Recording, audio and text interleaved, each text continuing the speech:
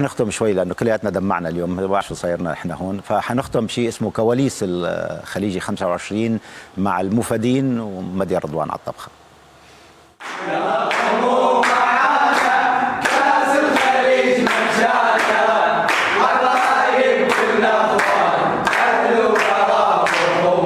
هلا بيكم والله وهلا بيكم، كل العراق يحييكم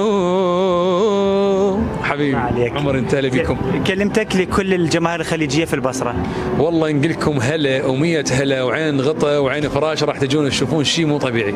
البصره واهل الطيبين يهديهم الضايل العين، واليوم من نسد الدين اهل البصره مجانا.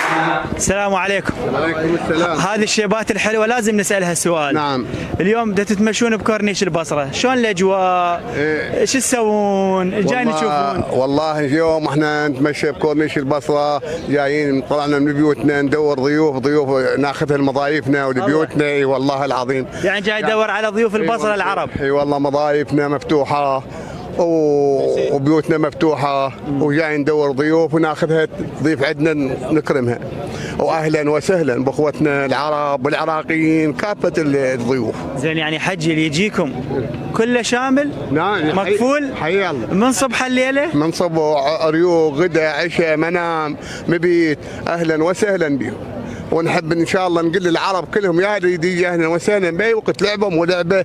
العراق مفتوحه له والبصره مفتوحه له. والله والنعم. اهلا وسهلا. زين، المن استضافت لغايه الان؟ منو اجاكم؟ والله جتنا ضيوف، جوانا من البحرين وجوانا من الامارات وجوانا من الكويت، بس قليلين، ثلاثه اربعه احنا ما نريد ثلاثه. انا مو طالع الدور على البقيه. اي احنا اريد 100 200 كون ازيد، كون ضيوف هواي. مثل ما تفضل الشيخ ابو حكيم الرويمي، احنا حقيقه طالعين هنا قد انه احد ما لاقي له مكان، وخصوصا اخوتنا الخليجيين ناخذه ونحطه بعيوننا. هذا طبع البصراوي.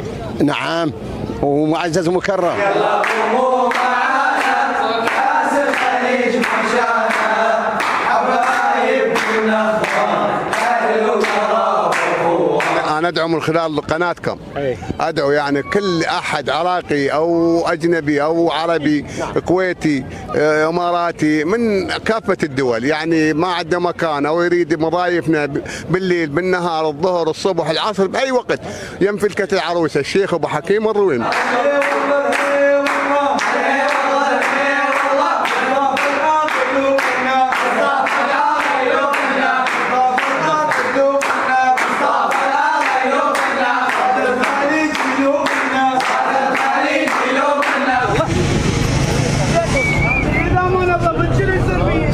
احكي لي شنو قصة هذا المشهد اللي سويته؟ المشهد هو فكرة عالمية حول المهرج النظيف، انه نكتب شعارات لتشجيع التنظيف، من ضمنها انها ليست نفايتي، انها ليست قمامتي، لكنه وطني. واني انضميت للحمله وياهم. انا كاتب روائي بادب الطفل، عندي 3 روايات للفتيان ومسرحي، واقدم عروض للاطفال. فتشرفت اليوم بانضمامي لهم ضمن هاي الحمله، وشاركت بهذا المشهد حتى اشجع الصغار على المحافظه على نظافه شوارعنا ومدينتنا.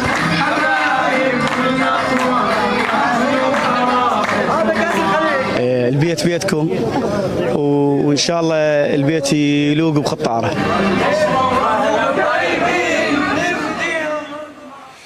بالعراق بيقولوا هاي شنو؟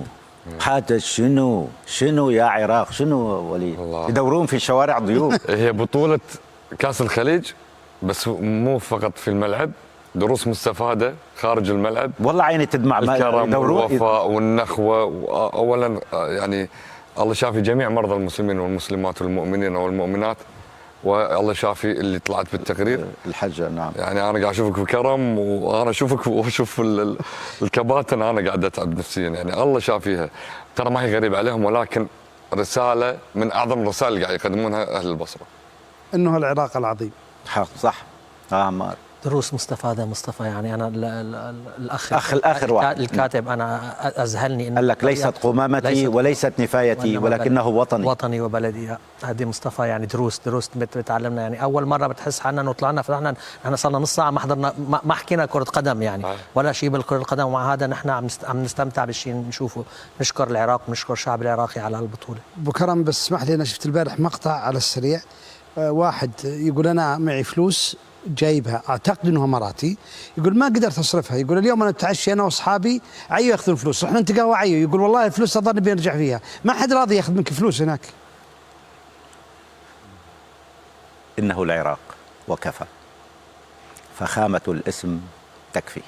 شكرا لك وليد، شكرا لك ابو سلطان. بس عجبوا انت تقارير بكين ارجوكم. ما شو نسوي. شكرا لك. على خير الكرم. شكرا. هذا هو صدى الخليج، وهذا هو صدى الملاعب.